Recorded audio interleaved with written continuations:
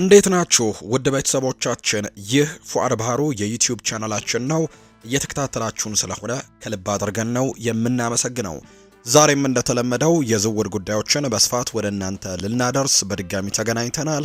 ከኛ ጋር ስላላችሁ ቆይታችሁም ከኛ ጋር ስለሆነ ከልብ አድርገን እናመሰግናለን። እንደተለመደው ትልልቆቹን የአውሮፓ ክለቦች የተመለከቱ የዝውውር ጉዳዮችን በዛሬው የዕለተ ሐሙስ የከሰዓቱ ፕሮግራማችን ወደ እናንተ እናደርሳለን።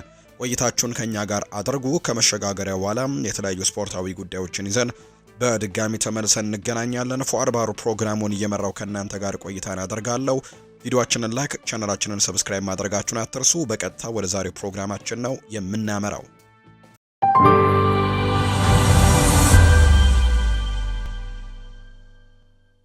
ሰንደርላንድ የፈረንሳይ ብሔራዊ ቡድን አማካይ ከሆነው ማቴዮ ጉንዶዚ ጋር ሊፈጸም ከሚችል ዝውውር ጋር ተያይዞ ስሙ እየተነሳ ነው። እንደ ጋዜጠኛ ሳቻ ታቮሊየር ዘገባ ከሆነ ሰንደርላንድ በመሃል ሜዳው ላይ የበለጠ ጥራትና ጥልቀትን ለመጨመር እየፈለገ ሲሆን የ26 ዓመቱ አማካይ ደግሞ እንደ ዋና ኢላማ አድርገው ለይተውታል። የላትሲዮ አማካይ ከጣሊያን ሊወጣ ይችላል እየተባለ ሲሆን ወደ ፕሪሚየር ሊግ ይመለሳል አይመለስም ደግሞ ማየቱ አስደሳች ያደርገዋል። ሰንደርላንድ ሊፈጠር ስለሚችለው የዝውውር ጉዳይም የጣሊያኑን ክለብ አስቀድሞ አነጋግሯል። ላትሲዮ አማካዩን በ25 እና እስከ 30 ሚሊዮን ዩሮ አካባቢ ለመሸጥ ዝግጁ ናቸው። ሰንደርላንድ በመሃል ሜዳው ላይ የበለጠ ቁጥጥርና የማጥቃት መከላከልንም ሽፋን እንዲሁ ያስፈልገዋል። እናም የፈረንሳዩ አማካይ ደግሞ ለነሱ ተስማሚ ሊሆን ይችላል። እሱ እንግዲህ ከዚህ ቀደም ከአርሰናል ጋር ከአስተን ቪላ ጋር በፕሪሚየር ሊጉ ተጫውቷል። ሊጉንም ጠንቅቆ ያውቀዋል። በፍጥነትም ተላምዶ ፈጣን ለውጥን ማምጣት ይችላል። ቪላም ደግሞ ተጫዋቹን መልሶ ለማምጣትም ፍላጎት እንዳለው ነው የሚነገረው። በተጨማሪም የሰንደርላንዱ አሰልጣኞች ሬጂስ ሌብሪስ በሎሪዮ አሰልጣኝነትም አብሮ በነበረበት ጊዜ ከተጫዋቹ ጋር አብረው ሰርተዋል። እናም በ26 ዓመቱ ተጫዋች ውስጥም ያለውን ምርጡንም ሊያወጡት ይችላሉ። አማካዩ የአሰልጣኙን የእግር ኳስ ስልትንም ጠንቅቆ ያውቃል። እናም ደግሞ በሰንደርላንድ በፍጥነት መላመድም ይችላል ተብሎ ነው የሚታሰበው። ደ ብላክ ካትስ ተብሎ የሚጠሩት ሰንደርላንዶች ወደ ፕሪሚየር ሊግ ካደጉ በኋላ በጥሩ ሁኔታ እየሰሩ ሲሆን የውድድር ዘመኑንም ጥሩ በሆነ ሁኔታ ነው እንግዲህ የጀመሩት። በፕሪሚየር ሊግ የደረጃ ሰንጠረዥ ውስጥም አሁን ላይ ጥሩ ደረጃን ይዘው ይገኛሉ። በጥር ወር ትክክለኛ ተጫዋቾችን ማስፈረም የውድድር ዘመኑን በጥንካሬ እንዲያጠናቅቁም ይረዳቸዋል ተብሎ ይታሰባል። ለፈረንሳዊው አማካይም የሚጠየቀውን ክፍያ ለመክፈልም ዝግጁ ይሆኑ አይሆኑ ማየቱ አስደሳች ያደርገዋል። ስምምነቱን ለማጠናቀቅ የሚያስችል በቂ ሀብት አላቸው። እናም ደግሞ አማካዩ ክለቡን እንዲቀላቀል ማሳመን በጣም አስቸጋሪ ሊሆን እንደሚችል ነው ዘገባው የተጠቆመው። የሪያል ማድሪድ አጥቂ ሮድሪጎ ጉዋይሽ ከስፔኑ ክለብ ለመልቀቅ ፍላጎት እንዳለው የተነገረ ሲሆን ቶተንሃም ደግሞ በእርሱ ላይ ፍላጎት እንዳለው ተገልጿል። እንደ ቲም ቶክ ዘገባ ከሆነ ብራዚላዊው በጥር ወር ለመቀላቀል ከሚያስባቸው ክለቦች አንደኛው ቶተንሃም ነው። ሪያል ማድሪድ መልቀቁን ለመፍቀድ ዝግጁ የሆነ እንደሆነ ማየቱ ትኩረትን የሚስብ ጉዳይ ነው። ኤንድሪክም ከክለቡ ጋር በመለየት ስሙ እየተነሳ ሲሆን ሪያል ማድሪድ የሁለቱን ተጫዋቾች መውጣት ለመፍቀድ ፍላጎት የለውም ነው የተባለው። ሁኔታው እንዴት እንደሚዳበር ማየቱም አስደሳች ያደርገዋል ተብሎም ይታሰባል። ስለዚህም ደግሞ የ24 ዓመቱ ብራዚላዊ በዚህ የሙያው ደረጃ ላይ መደበኛ እድሎችን ይፈልጋል። በሚቀጥለው ዓመት የዓለም ዋንጫ በመኖሩ ከብራዚል ብሔራዊ ቡድን ውስጥም ቦታውን ለማጠናከርም ይፈልጋል። በሪያል ማድሪድ ወንበር ላይ መቀመጡ አይጠቅሙም። ቶተንሃምን መቀላቀል ለእርሱ ተስማሚ ሊሆን ይችላል። እንግዲህ የተለያዩ ወኪሎችም በአሁኑ ወቅት ለተጫዋቹ ተጨማሪ አማራጮችን ለማግኘት ጠንክረው እየሰሩ ነው። የት እንደሚደርስ ማየቱም አስደሳች ያደርገዋል። ለዋንጫዎች የሚጫወትበት ከፍተኛ ደረጃ ላይ ለመወዳደርም ይፈልጋል። ስፐርስ በአሁኑ ሰዓት የሚያስፈልገውን መድረክ ሊሰጠው ይችላል። ስፐርስ በመጨረሻው የሜዳ ክፍል ውስጥም ተጨማሪ ጥራትና ጥልቀትም ያስፈልገዋል። እንደ ሮድሪጎ ያለ ሁለገብ አጥቂ ደግሞ ለነርሱ ተስማሚ ይሆናል። ዝውውሩም ለሁሉም ወገኖች ምቹ ሊሆን ይችላል የተባለው። ሪያል ማድሪድ በዘላቂነት መልቀቁን ለመፍቀድም ፍላጎት ከሌለው ምናልባትም የውሰት ዝውውር ተስማሚ ሊሆን ይችላል። እንደዚያም ሆኖ ግን ደቡብ አሜሪካዊው አጥቂ በዚህ የሙያው ደረጃ ላይ ተጨማሪ የጨዋታ ጊዜ ያስፈልገዋል። በጥር ወር ደግሞ መውጣቱን ማረጋገጥ ይችል እንደሆነ ወደፊት የሚታይ ነው የሚሆነው። ያልተደሰተ ተጫዋችን በክለቡ ማቆየትም ለስፔኑ ቡድን ተስማሚ ላይሆን ይችላል። ሮድሪጎ ከአርሰናል እና ከሊቨርፑል ጋርም ስሙ የሚነሳ ተጫዋች እንደሆነ የሚታወቅ ጉዳይ ነው። ሊድስ ዩናይትድ የኤሲ ሚላኑን አጥቂ ሳንቲያጎ ሂሚኔስን ለማስፈረም የማጥቃት ክፍሉንም ለማሻሻል እየፈለገ እንዳለ ፌጂያስ ዘገበ። የ24 ዓመቱ ሜክሲካዊ ተጫዋች በጣሊያኑ ክለብ ውስጥም መደበኛ የመሰለፍ እድልን ማግኘት አልቻለም። በመሆኑ ስራውን ወደ ትክክለኛው መንገድ ለመመለስም ሲል ክለቡን መልቀቅም ይፈልጋል ነው የተባለው። ከዚህ ቀደም በኔዘርላንድ ጥራቱን አሳይቷል። በፌኖርድን በነበረበት ጊዜ ብዙ ጎሎችን ያስቆጥር ነበር። ወደዚያ ደረጃ ለመድረስም ከፍተኛ ፍላጎት አለው። እናም ወደ ፕሪሚየር ሊግ መዘወር ደግሞ ለሱ በጣም ተስማሚ ሊሆን እንደሚችል ነው በርካቶች የሚያምኑት። በተመሳሳይ ሊድስ ዩናይትድም አስተማማኝ ጎል አስቆጣሪ ይፈልጋል። በፕሪሚየር ሊጉ ለመቆየት እየታገሉ ሲሆን ጥራት ያለው አጥቂ ደግሞ ለነሱ ትልቅ ለውጥን ሊያመጣ ይችላል። ሂሜኔስ ለነሱ እንግዲህ በየጊዜው ጎል ማስቆጠርና ቡድናቸውን በእጅጉ ማሻሻልም ይችል ይሆናል ተብሎ ነው የሚታሰበው። በዚህ የሙያ ዘመኑ ወደ ፕሪሚየር ሊግ መዘዋወር ለሱ ተስማሚ ይሆናል። በእንግሊዙ ክለብ ውስጥም መደበኛ እድሎችን በማግኘትም የቆመ የሚመስለው ስራውንም ወደ ትክክለኛው መንገድ ለመመለስም ይፈልጋል። ሊድስ ዩናይትድ በፕሪሚየር ሊጉ እንዲቆይ መርዳት ከቻለ በከፍተኛ ዲቪዚየን ውስጥም አስተማማኝ ተጫዋች ሆኖ ራሱንም ሊመሰረት ይችላል። ይህ ደግሞ ለወደፊቱ ትልቅ ዝውውር እንዲያገኝ ሊረዳው ይችላል ተብሎ ነው የሚታሰበው። ተጫዋቹ አሁን አዲስ ጅማሬ እንደሚያስፈልገው ግልጽ ነው። ሊድስ በሚቀጥሉት ሳምንታትም ፊርማውን ማስጠበቅ ይችል እንደሆነ ማየቱ አስደሳች ያደርገዋል። ከኤሲ ሚላን ጋር እስከ 2029 ድረስም ውል ያለው ሲሆን የጣሊያኑ ክለብ ዝውውሩ እንዲፈጸምም ምክንያታዊ የሆነ ስምምነትን መቀበል ይኖርበታል።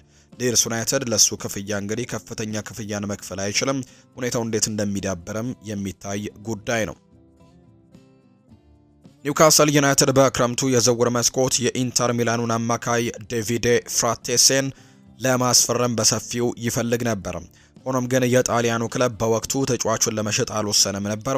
አሁን ግን ኒውካስል ዩናይትድ ተጫዋቹን አሁንም ይፈልገዋል። እናም በጥር ወር እሱን የማስፈረም እድልም ተሰጥቷቸዋል ነው የተባለው። እንደ ካልቺዮ መርካቶ በስፖርት ዊትነስ በኩል እንደዘገበው ከሆነ ተጫዋቹ በጣሊያኑ ክለብ ውስጥም መደበኛ የጨዋታ እድሎችን ለማግኘት ሲታገል ቆይቷል። እንዲሁም የእቅዳቸው ቁልፍ አካል መሆንንም አቁሟል። ተጫዋቹ በ30 ሚሊዮን ዩሮ ክፍያም ይሸጣል ተብሏል። እናም ሁኔታው እንዴት እንደሚዳብር ደግሞ ማየቱ አስደሳች ያደርገዋል።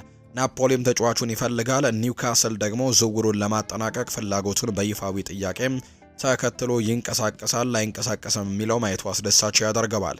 ለተጫዋቹ 30 ሚሊዮን ዩሮ ለመክፈል የሚያስችል ሀብት አላቸው። በመሃል ሜዳ ላይ ተጨማሪ ጥልቀትም ያስፈልጋቸዋል። እናም ዴቪዴ ፍራቴሴ ለቡድኑ ጉልበትና ፈጠራንም ይጨምራል። የጣሊያን ብሔራዊ ቡድን ተጫዋች የሆነው ፍራቴሴ አዲስ ጅማሬ ያስፈልገዋል። እናም ወደ ፕሪሚየር ሊግ መዘዋወርም ተስማሚ ይሆንለታል። ኒውካስል ዩናይትድ ታላቅ ምኞት ያለው ፕሮጀክት አለው። እናም እሱን ደግሞ የመቀላቀል ፈተና ሊያጋጥመው ይችላል። በእንግሊዝ ውስጥ እንግዲህ ከሀገሩ ልጅ ሳንድሮ ቶናሊ ጋርም መጫወት ይችላል የሚል መረጃ ነው እየወጣ የሚገኘው። ኒውካስል እንግዲህ በዩኤፋ ቻምፒየንስ ሊግ እየተወዳደረ ሲሆን ባለፈው የውድድር ዘመንም የሀገር ውስጥ ዋንጫዎችን አሸንፈዋል። ይህ ደግሞ ለአብዛኞቹ ተጫዋቾች ማራኪ መዳረሻ እንዲሆን ያደርገዋል። በኢንተር ሚላን ተጠባባቂ ወንበር ላይ ከመቀመጥ ይልቅ ወደ ኒውካስል ዩናይትድ መዘዋወርም ለተጫዋቹ ተስማሚ ነው። እናም ደግሞ ብቃቱንና በራስ መተማመኑን መልሶ እንዲያገኝም ይረዳዋል። በሚቀጥሉት ወራት መሻሻል ከቻለ ወደፊት እንደገና አንድ ትልቅ ክለብም ለመጫወት እድሎችን ይኖሩታል ተብሎ እንደሚታሰብ ነው መረጃው የወጣው። የቼልሲ ኢላማ የሆነው ተጫዋች ሊፈርም ነው በሚል ከአርሰናል ጋር ንግግር መደረጉ ከተዘገበ ከሰዓታት በኋላ ውሉ ተረጋግጧል። አርሰናልና ቼልሲ ሁለቱም በሊሉ አማካይ አዩብ ቦአዲ ላይ የዝውውር ፍላጎት እንዳላቸው ነው በሰፊው የተነገረ ሲሆን ተጫዋቹ ግን ከአሁኑ ባለፈ በፍሬንች ሊግ 1 ክለብ አዲስ ውልን ፈርሟል። እጅግ በጣም ከፍተኛ ግምት የተሰጠው የ18 ዓመቱ አማካይም በሊል ከ70 በላይ አንደኛ ቡድን ጨዋታዎችን ማድረግ በአሁኑ ወቅትም በአውሮፓ ከሚገኙ እጅግ አስደናቂ ወጣት ተሰጥኦዎች አንዱ ሆኖ እየወጣ ነው። በዚህ ሳምንት መጀመሪያ ላይ እንደተዘገበው ቼልሲ ከዓለም ዙሪያ ካሉ ምርጥ ወጣት ተጫዋቾችን ለማስፈረምም ማጠናከር ለመቀጠልም እየፈለገ በመሆኑ አዩብ ቦአዲ ዋነኛ ኢላማቸው አድርገውታል። ይህ በእንዲህ እንዳለ አርኤምሲ ስፖርት እንግዲህ እንደዘገበው ከሆነ አርሰናል ፈረንሳዊውን ተጫዋችም አዲስ ውል ከመፈረሙ በፊት እሱን ለማዞርም የመጀመሪያ ንግግሮች ማድረጉን የቀጠለው። ከዚያም ከጥቂት ሰዓታት በኋላም ይፋዊ ኤክስ ገጻቸው ላይ ወይም ትዊተር አካውንቱ ላይ የቦአዲ አዲስ ውል ማረጋገጡን ይፋ አድርጓል። ቦአዲ እስከ 2029 ድረስ ውል ፈርሟል። ነገር ግን እንደ አርኤምሲ ስፖርት ዘገባ ከሆነ በክለቡ ያለው የረጅም ጊዜ የወደፊት እጣው ግን አሁንም አጠያቂ ሊሆን እንደሚችል ነው መረጃዎች የወጡት። ሊል በቦአዲ የረጅም ጊዜ መቆየት እድሉ ወይም የመቆየት ቻንሱ ላይ አነስተኛ መሆኑን ያውቃሉ። ነገር ግን የሱ ውል በቅርቡ አሊያም ደግሞ በሚቀጥሉት ጥቂት ጊዜያትም አያልቅም በሚል ፍርሃት የድርድር አቋማቸውን ሳያዳክምም የሽያጭ ዋጋቸውንም ለመጨመር መፈለጋቸው ሊሆን ይችላል። አርኤምሲ ስፖርትም አርሰናል በተለይ ለቦአዲ ጠንካራ ጥረትን እያደረገ መሆኑን ይናገራል። ምንም እንኳን ሪፖርታቸው ከቼልሲ ያለውን ፍላጎት ቢያረጋግጥም ፓሪስ ሰን ዠርሜን ደግሞ ሁኔታውን እየተከታተለ መሆኑን ይጨምራል። ቦአዲ ከእድሜው በላይ የሆነ ጥራትና ብስለትም አለው። ተጫዋቹ በተለያዩ ከፍተኛ ተሰጥኦች ያለው ተጫዋችን ማስፈረም ለአርሰናሎችም ጠቃሚ ሊሆን ይችላል ተብሎ ነው የሚታሰበው። ጥልቅ አማካይ ሆኖ መጫወት የሚችል ብልህ ተጫዋችም የሆነው ቦአዲ ለሚኬል አርቴታ ቡድንም ጥሩ ተስማሚ ሆኖ ይታያል። በመጨረሻም እንደ ዴክላን ራይስ እና ማርቲን ዙቤሜንዲ ላሉ ተጫዋቾችም ተተኪ ሊሆን ይችላል። ቼልሲም ለዚህ አይነቱ ተጫዋችም ለምን ፍላጎት እንዳለው ለመረዳትም ቀላል ነው። እናም ይህ የዝውውር ጉዳይም ከዚህ በኋላም እንዴት እንደሚቀጥል ማየቱ አስደሳች ያደርገዋል ተብሎ እንደሚታሰብ ነው መረጃዎች የበጡት። ማንቸስተር ሲቲ እና ማንቸስተር ዩናይትድ ሁለቱም በክረምቱ የዝውውር መስኮት የኖቲንግሃም ፎረስቱን አማካይ ኤሊየት አንደርሰንን ለማስፈረም እየተከታተሉ ሲሆን የኖቲንግሃም ፎረስት የዝውውር ዋጋ ግን ከፍ ይላል ተብሎ ይጠበቃል። በቅርብ ጊዜ ከፍተኛ አድናቆቱን እያተረፈ ያለውና የሶስቱ አንበሶች ወይም ደግሞ የእንግሊዝ ብሔራዊ ቡድን አጋሩ ሪስ ጄምስን ድንቅ በማለትም የጠራው ይህ የእንግሊዝ ብሔራዊ ቡድን ተጫዋች አሁን ላይ 100 ሚሊዮን ፓውንድ ዋጋ ሊኖረው እንደሚችል እየተነገረ ነው። ሆኖም ግን ፉትቦል ኢንሳይደር ባወጣው የቅርብ ጊዜ ዘገባ መሰረትም ኖቲንግሃም ፎረስት በ2026 የዓለም ዋንጫ የእንግሊዝን ለማስደመምም እድል ካገኘ በኋላ ዋጋውን እንደሚያስቀጥለው ክረምት ድረስም ከዚህ በላይም ከፍ ሊያደርገው ይችላል። በተለይ በዓለም ዋንጫው ላይ ድንቅ ጊዜን የሚያሳልፍ ከሆነ እየተጫዋችና ዋጋቸውን ከፍ እንደሚያደርግላቸውም ነው የሚታመነው። በአሁኑ ጊዜ ከሁሉም በላይ እንግዲህ ከኤሎት አንደርሰን ጋር ስሙ እየተያዘ ያለው ማንቸስተር ዩናይትድ እና ማንቸስተር ሲቲዎች ናቸው። እናም የ23 ዓመቱ ወጣትም ለሁለቱም ምሮች በጣም ተተኪ ተጫዋች ይሆናል ተብሎ ይታሰባል። በተለይ በሲቲ በኩል ለሮድሪ የረጅም ጊዜ ተተኪ ሆኖ መምጣቱ እንደ ትልቅ ኢንቨስትመንቱ ምክንያታዊ ይሆናል። ፔፕ ጓርዲዮላ በቅርብ ጊዜ በሲቲ መልሶ የመገንባት ስራን መስራትም ነበረበት። እንደ ኬቨን ደብሮይና፣ ኤደርሰን ያሉ ትልልቅ ስሞችና ልምድ ያላቸው ተጫዋቾችም በክረምቱ ለቀውባቸዋል። ይህ በእንዲህ እንዳለ የሮድሪ ቀጣይ የአካል ብቃት ችግሮችም እንደዚሁ ደግሞ ክፍተት እንደሚፈጠር አድርገው ነው እየተመለከቱት የሚገኙትና ኤሊዮት አንደርሰን ከስፔናዊው ኢንተርናሽናል ጋር ብዙ ተመሳሳይነቶች አሉት። ዩናይትድ በመሃል ሜዳው ላይ መልሶ መገንባት ይፈልጋል። ኤሊዮት አንደርሰን ደግሞ በእድሜው እየገፋ የመጣውን ካሴሜሮንና ያልተረጋገጠ ብቃት ያለውን ማኑኤል ኡጋርቴን ለመተካት ደግሞ ተስማሚ ሆኖ ነው የሚታየው።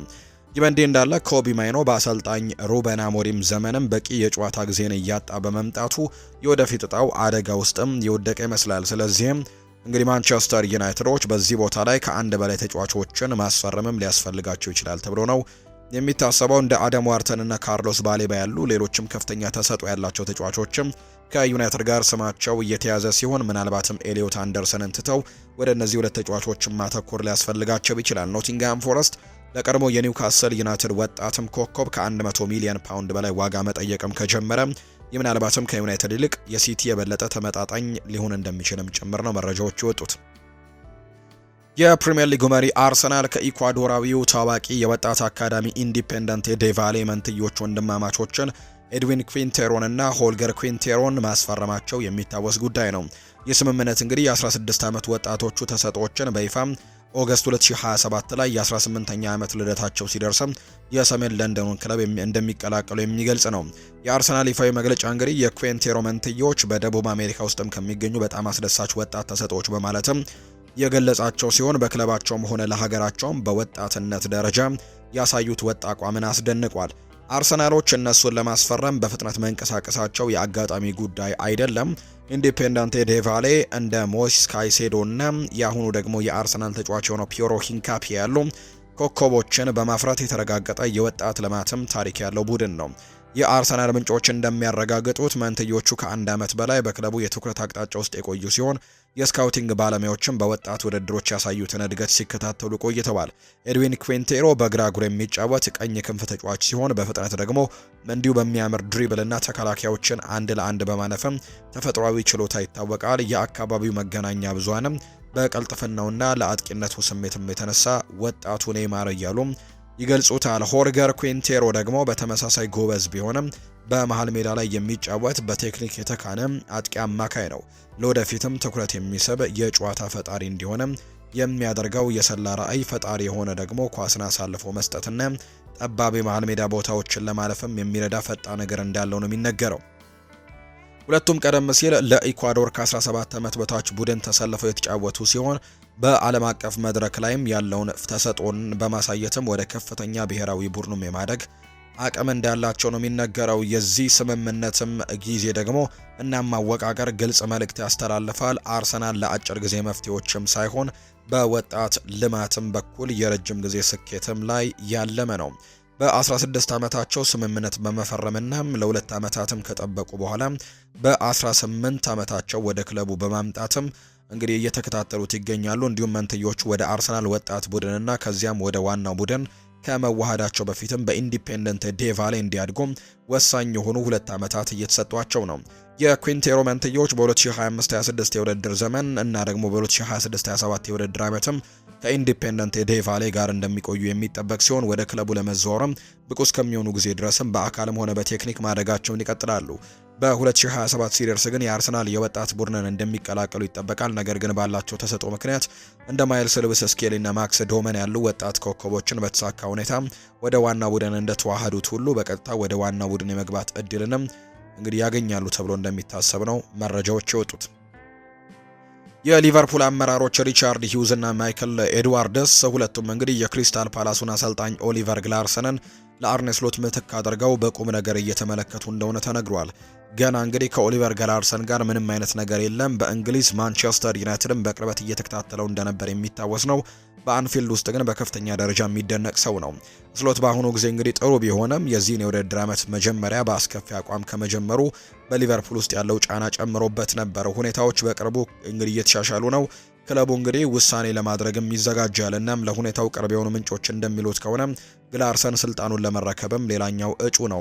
ሊቨርፑል ኦሊቨር ግላርሰንን ከየርገን ክሎፕ ጋር ይመሳሰላል ይላሉ። ኦሊቨር ግላርሰን ከፓላስ ጋር አስደናቂ ነገሮችን ሰርቷል። ባለፈው የውድድር ዓመትም በኤፍኤ ካፕ የፍጻሜ ጨዋታ ማንቸስተር ሲቲን በማሸነፍ ለክለቡ የመጀመሪያውን ዋንጫ አምጥቷል።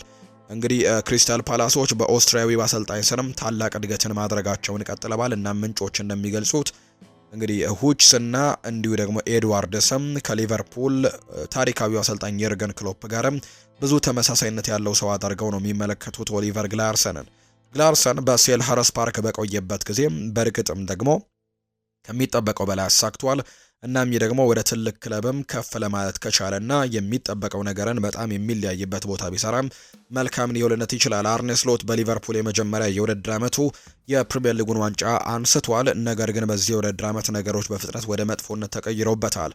ሆላንዳዊው አሰልጣኝ ለዚህ አሳሳቢ የአቋም መውረድም መልስ ከሌላቸው ሊቨርፑል በሁሉም ውድድሮች ከመጨረሻዎቹ ጨዋታዎች ላይ መንገድ የደረሰባቸውን ሽንፈትም እንዲሁ ይቆጥሩና ለማሰናበትም ሊገደዱ ይችላሉ። በቅርቡ ከተመዘገቡት ጥሩ የሚባሉ ውጤቶች መመለሳቸውን እንግዲህ የሚያሳዩ ነገሮች አሉ። ነገር ግን አሁንም በጠንካራ ሁኔታ መቀጠል ይኖርባቸዋል ተብሎ ይታሰባል። ኦሊቨር ግላርሰን በመጨረሻዎቹ ጥቂት ጨዋታዎች ላይ አቋሙ ለወረደው ዩናይትድም ግምት ውስጥ የሚገባ በጣም ጠቃሚ አማራጭ እንደነበር ይነገራል። ማንቸስተር ዩናይትድ በአንፊልድ ሊቨርፑልን 2-1 ባሸነፈበት ጨዋታ ጨምሮ በተከታታይ 3 ጨዋታዎችን ሲያሸነፉ ነገሮች ጥሩ መስለው ነበር።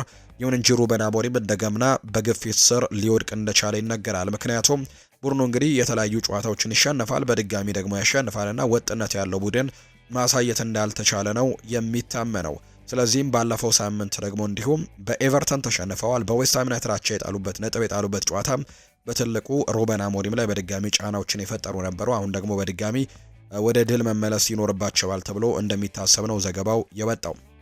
ማንቸስተር ዩናይትድ የኦሎምፒያኮሱን አማካይ ክሪስቶስ ሙስቲካስን ለማስፈረም ፍላጎት አለው። ይህ የ18 ዓመት ወጣት በአውሮፓ ከፍተኛ ግምት የተሰጠው ሲሆን በቅርቡም የጎልደን ቦይን 2025 ሽልማትን አሸንፏል።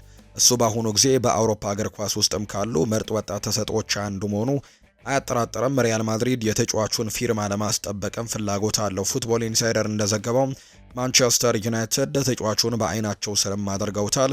እናም በጥር ወር ደግሞ ዝውውር ለማድረግም ይወስኑ እንደሆነ ማየትም ማስደሳች ያደርገዋል። ተጫዋቹ በ30 ሚሊዮን ፓውንድ አካባቢም ሊያስወጣ ይችላል ነው የተባለው። ሙስኪታስ እንግዲህ ብሩህ የወደፊት እድል ያለው ጎበዝ ወጣት ተጫዋች ሲሆን በትክክለኛው መሪነትም ወደ ከፍተኛ ደረጃ ተጫዋችነት ሊያድግ ይችላል። እሱ ለማንቸስተር ዩናይትድ የወደፊት ኮከብ ሊሆን ይችላል። እነሱም ደግሞ ባለፉት ዓመታት ወጣት ተጫዋቾችን በማሳደግ ረገድም ጥሩ ነገሮችን ሰርተዋል። እናም ይህ ወጣት አማካይ ያለውን እምቅ ችሎታ እንዲያሳካ ይረዱታል ተብሎ ይጠበቃል። በዚህ ጊዜ እንግዲህ ሪያል ማድሪድ በተጫዋቹ ላይ ፍላጎት አለው። በአሰልጣኝ ሻቪ አሎንዞ የሙዛኪትስን ትልቅ አስደናቂ እንደሆኑም ተዘግቧል። ስለዚህም ደግሞ ለተጫዋቹ ሁሌም ማንቸስተር ዩናይትድ እና ሪያል ማድሪድም ማራኪ እድሎች ሊሆኑ ይችላሉ ተብሎ ነው የሚታሰበው። እናም ምን እንደሚወስን ማየቱ አስደሳች ያደርገዋል። ለእድገቱ ግልጽ የሆነ መንገድም ወዳለው ክለብም ለመቀላቀል መፈለግ አለበት። በትልቅ ክለብም የተቀያሪ ወንበር ላይ መቀመጥ አይጠቅመውም። ቀጣዩ መዳረሻውን በጥንቃቄ መምረጥ አለበት። እድገቱን ለመቀጠል የዋናው ቡድንም እንዲሁ ደግሞ የመጫወት እድሎችም ይፈልጋሉ። የ30 ሚሊዮን ፓውንድም የመጠየቂያ ዋጋ አሁን ውድ ሊመስል ይችላል። ነገር ግን ተጫዋቹ ለወደፊት ኢንቨስትመንቱን ሊያረጋግጥ ይችላል።